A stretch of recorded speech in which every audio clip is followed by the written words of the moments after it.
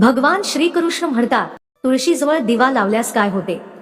नमस्कार मित्रांनो, श्रोते हो, एके दिवशी देवी सत्यभामा भगवान श्रीकृष्णाकडे आली आणि त्यांना विचारू लागली, हे स्वामी, तुम्ही मला तुळशीच्या रोपाला पाणी घालण्याचे महत्त्व सांगितले आहे, पण तुळशीजवळ दिवा लावण्याचे महत्त्व काय आहे?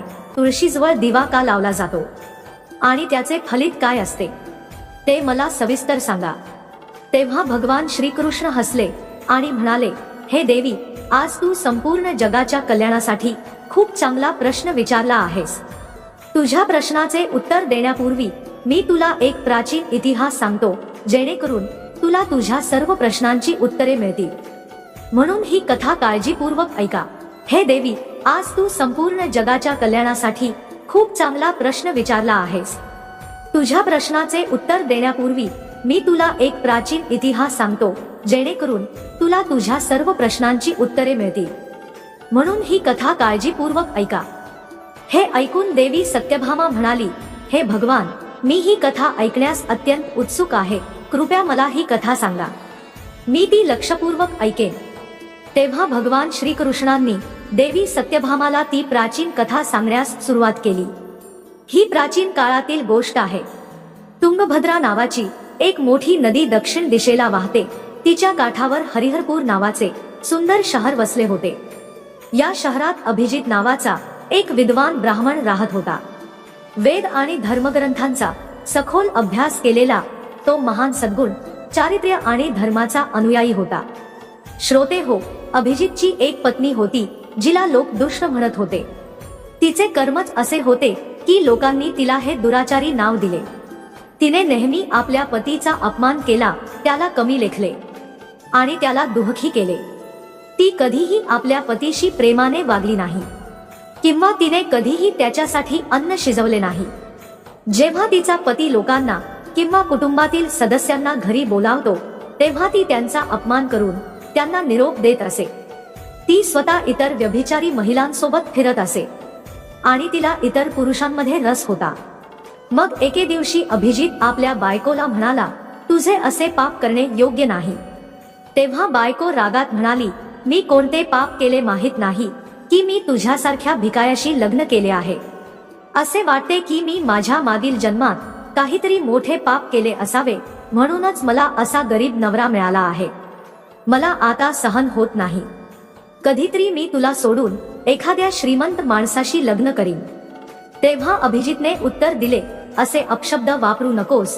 पतीला सोडून दुसऱ्या पुरुषाकडे जाणे योग्य नाही. तेव्हा पत्नी पुन्हा कठोर शब्दात म्हणाली, तुला नरकात जावे लागेल, कारण तू कोणतेही काम करत नाहीस. तुम्ही भिक्षा मागून खातात.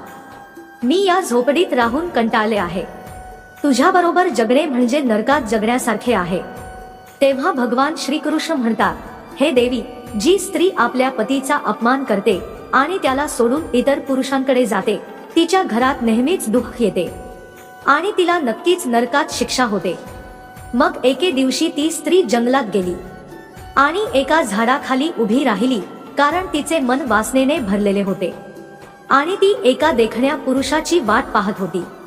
पण बराच वेळ होऊनही तिथे कोणीही आले नाही, त्यामुळे ती खूप दुःखी झाली. प्रियकराच्या शोधात ती इकडे तिकडे भटकू लागली, पण तिला कोणीच सापडले नाही. त्या दिवशी तिचे सर्व प्रयत्न व्यर्थ गेले आणि ती रडत म्हणाली, आज एकही देखणा पुरुष या मार्गाने आला नाही. माझी इच्छा कशी पूर्ण होईल? माझ्या या सुंदर शरीराचा उपभोग कोण घेईल? माझे तारुण्य व्यर्थ जात आहे. ती रडायला लागली, हे देवा, माझी इच्छा पूर्ण करू शकेल असा माणूस माझ्यासाठी पाठवा. तेव्हा भगवान श्रीकृष्ण म्हणतात, हे देवी, अशा प्रकारे ती स्त्री जोरात आक्रोश करू लागली. तेव्हा त्या जंगलात एक भयंकर वाघ राहत होता आणि त्या पापी स्त्रीचा आवाज ऐकून तो जागा झाला आणि तिला खाण्यासाठी तिच्याकडे उडी मारली. त्या वाघाचे नाव ध्वंस होते. त्याचे रूप अत्यंत भयानक होते. त्याचे डोळे अंगारासारखे लाल होते, जे अंधारातही चमकत होते. त्याच्या जबड्यातून लांब तीक्ष्ण दात बाहेर पडले होते, जे कोणत्याही सजीवाला फाडून टाकण्यासाठी पुरेसे होते. ध्वंस वाघाचा एकमेव उद्देश हा होता की पापी आणि दुष्ट लोकांना खाऊन टाकणे, ज्यांना त्याच्या धोरणाने नियुक्त केले होते. श्रोत्यांनो, समोर उभा असलेला तो भयंकर वाघ पाहून त्या स्त्रीला घाम फुटला आणि भीतीने थरथरू लागली.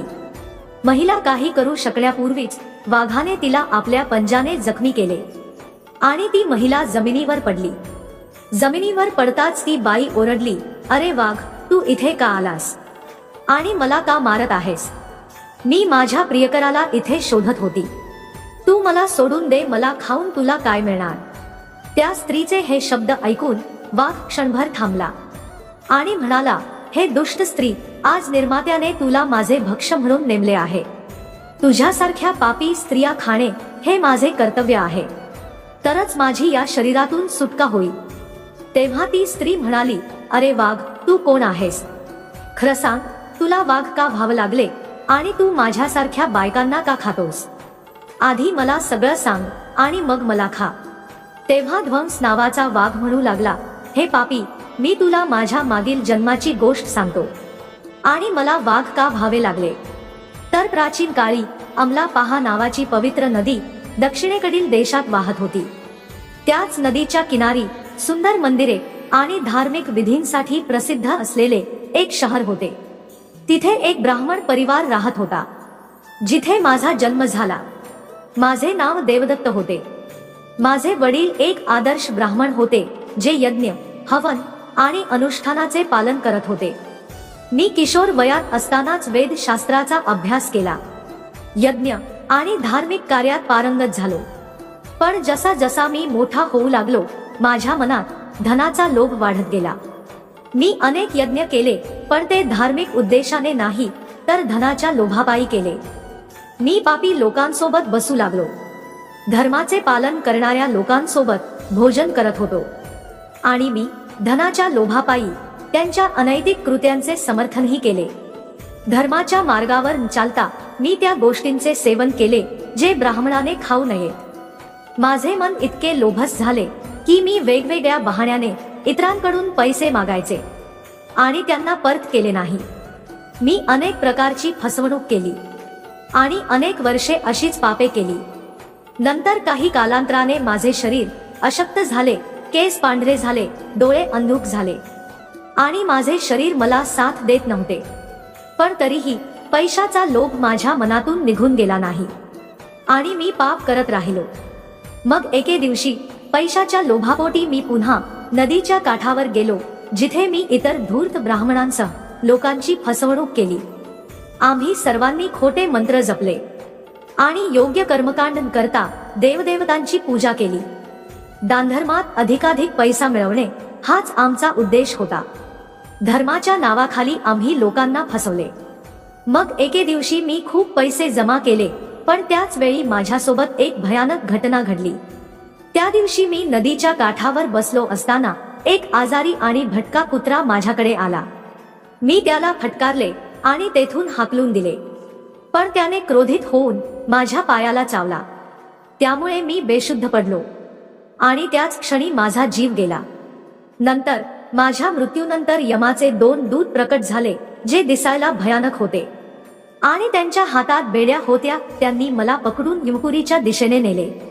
यमराजाने चित्रगुप्ताला त्याच्या दैवी सिंहासनावरून त्याच्या कर्माचा हिशेब मांडण्याची आज्ञा केली. तेव्हा चित्रगुप्त अत्यंत गंभीर स्वरात म्हणाला, हे धर्मराजा, देवदत्त नावाच्या या ब्राह्मणाने आपल्या आयुष्यात धर्माच्या नावावर लोकांची फसवणूक केली आहे आणि खोटे मंत्र जपून यज्ञ केले आहे. पैशाच्या लोभामुळे धर्मापासून दूर गेला आणि कधीही धर्माचे पालन केले नाही. म्हणून हा पापी ब्राह्मण नरकात जाण्यास पात्र आहे. तेव्हा यमराजांनी आपल्या दूतांना आज्ञा केली, या पाप्याला नरकाच्या अग्नीत टाका, जेणेकरून तो तेथे जाऊन आपल्या कर्माची फळे भोगू शकेल. यानंतर मला नरकाच्या भयंकर आगीत टाकण्यात आले. तेथे वर्षानुवर्षे मी यातना सहन केल्या आणि माझ्या आत्म्याला अनेक वर्षांच्या शिक्षेनंतर माझ्या पापांमुळे मला वाघाचे शरीर मिळाले आणि मी या ठिकाणी निवास करू लागलो. श्रोत्यांनो, ध्वंस वाघाने आपली कहाणी संपवली आणि म्हणून मी माझ्या मागील जन्माच्या पापांचे प्रायश्चित्त म्हणून महात्मा, संत किंवा सती स्त्री खाणार नाही असा संकल्प केला. मी फक्त त्या पापी, दुष्कर्म करणाऱ्या आणि पापी स्त्रियांना खातो, ज्यांनी आपल्या जीवनात अधर्माचा मार्ग अवलंबून इतरांना दुखावले आहे. मला विश्वास आहे की असे केल्याने मी माझ्या पापांपासून लवकरच या शरीरातून मुक्त होईल. मग भगवान श्रीकृष्ण म्हणतात, हे देवी, अशा प्रकारे वाघाने आपल्या पूर्वजन्माची कथा सांगितली आणि त्या स्त्रीला म्हटले, हे पापी, तुझ्या आचरणाने तू वेश्या आहेस आणि तू तुझ्या पतीला सोडून गेली आहेस. तू या जंगलात इतर पुरुषांसोबत आनंद लुटण्यासाठी आली आहेस, म्हणून आज तू नक्कीच माझे अन्न बनशील. असे म्हणत ध्वंस वाघाने त्या पापी स्त्रीला आपल्या तीक्ष्ण नखांनी ठार मारले आणि खाऊन टाकले आणि त्या वाघाने ते ठिकाण सोडले. त्या स्त्रीच्या मृत्यूनंतर यमाचे 2 दूत त्या ठिकाणी प्रकट झाले आणि त्यांनी त्या पापी स्त्रीला उचलून यमपुरीला नेले. तेथे त्याला यमराजांसमोर उभे केले.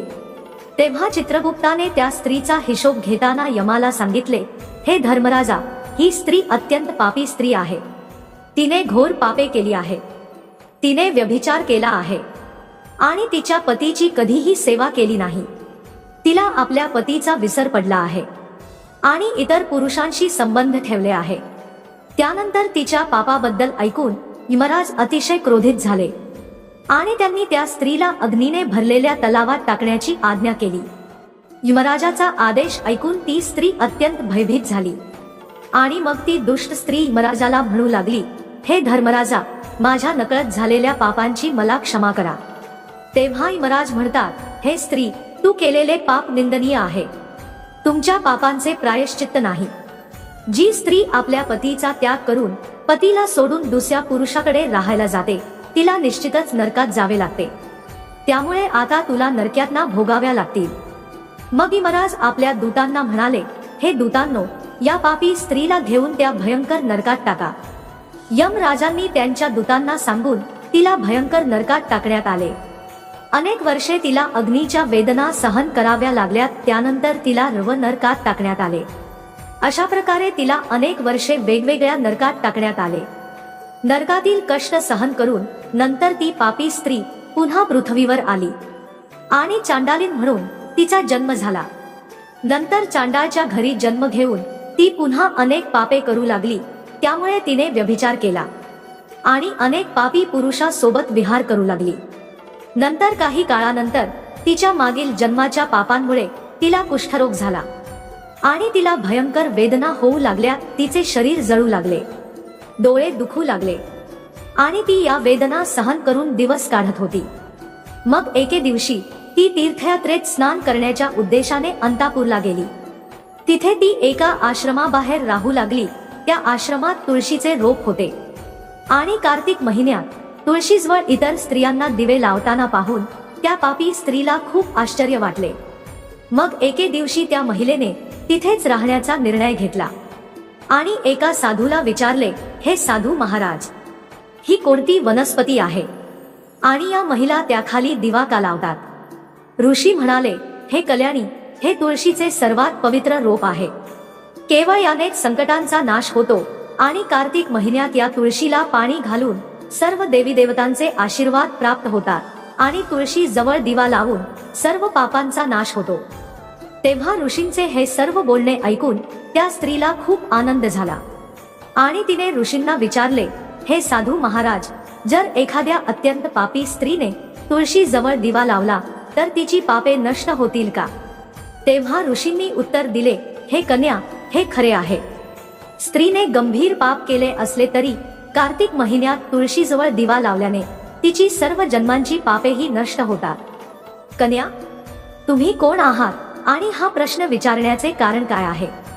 तेव्हा ती स्त्री म्हणते, हे साधू महाराज, मी व्यभिचार केला आहे आणि माझ्या पापांमुळे माझी अशी दुर्दशा झाली आहे.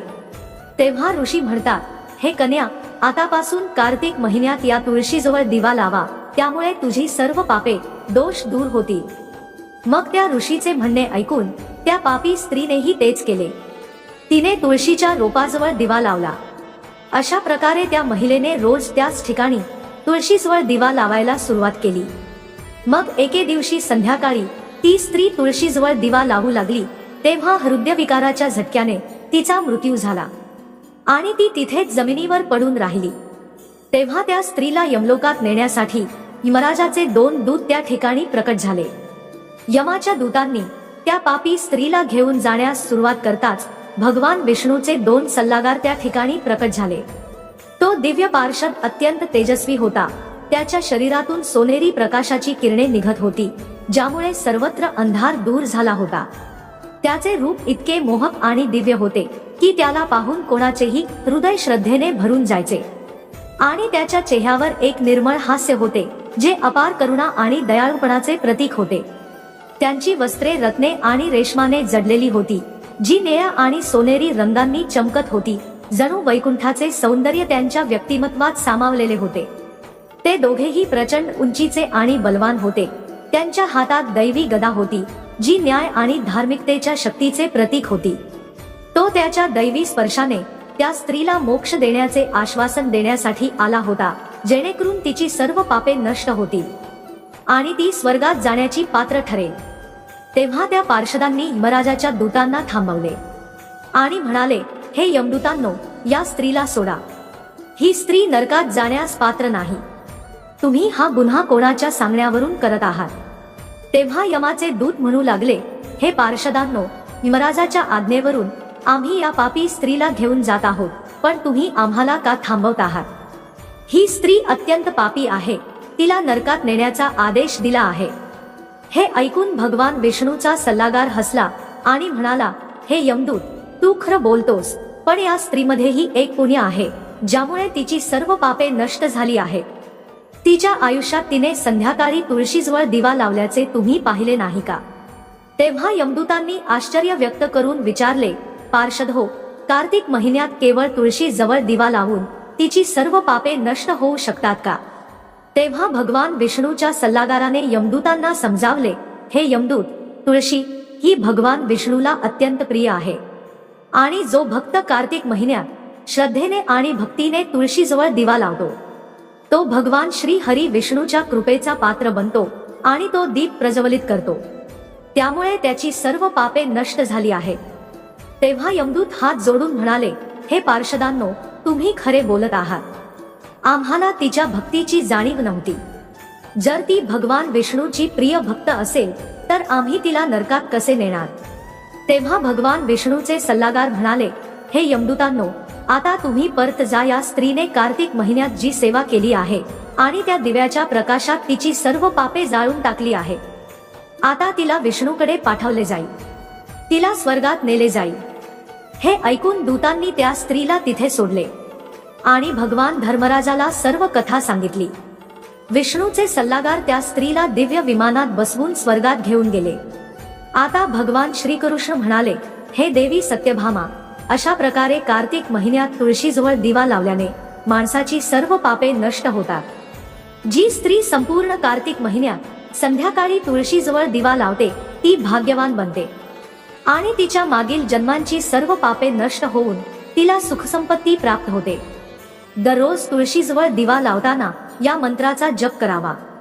ओम तुलसीद्वयैच विद्महे विष्णुप्रियाईच धीमहि तन्नो वृंदा प्रचोदयात्. भगवान श्रीकृष्ण म्हणाले, हे देवी, हजारो घड्यांनी अंघोळ करूनही जितके समाधान मिळत नाही, तितकेच समाधान तुळशीच्या एका पानाने मिळते. जे मृत्यूसमयी तुळशीच्या पानाचे पाणी तोंडात घेतले जाते, तेव्हा तो सर्व पापापासून मुक्त होतो आणि श्रीकृष्णाच्या चरणी लीन होतो. जो भक्त जेव्हा तुळशीजवळ दिवा लावतो, तेव्हा त्या प्रकाशात असलेली नकारात्मक शक्ती नष्ट होते आणि आध्यात्मिक वातावरण शुद्ध होते आणि त्याला घरातील देवतांचा आशीर्वाद प्राप्त होतो आणि दिव्याचा प्रकाश अज्ञानाचा अंधार दूर करून ज्ञानाचा दिवा प्रज्वलित करतो, ज्याने त्याची भक्ती आणि ध्यान शक्ती वाढते. असे मानले जाते की कार्तिक महिन्यात तुळशीजवळ दिवा लावल्यास त्याला भगवान विष्णूची कृपा प्राप्त होते. साधकाचे मन स्थिरता आणि शांततेकडे नेते, ज्यामुळे ध्यानात एकाग्रता वाढते. कार्तिक महिन्यात सूर्यास्ताच्या वेळी तुळशीजवळ दिवा लावणे अत्यंत शुभ मानले जाते. यावेळी दीप प्रज्वलन करून तुळशी मातेची आरती केली जाते आणि भगवान विष्णूचे स्मरण केले जाते, ज्यामुळे विशेष पुण्य प्राप्त होते. दररोज संध्याकाळी तुळशीजवळ दिवा लावताना ओम नमो भगवते वासुदेवाय या मंत्राचा जप करावा. या मंत्राने घरातील नकारात्मकता दूर होते आणि भगवान विष्णूचा आशीर्वाद प्राप्त होतो. तुळशीजवळ तुपाचा किंवा तिळाच्या तेलाचा दिवा लावणे शुभ असते. तुपाचा दिवा अधिक पवित्र मानला जातो, पण जर तूप शक्य नसेल तर तिळाच्या तेलाचा दिवाही लावता येतो.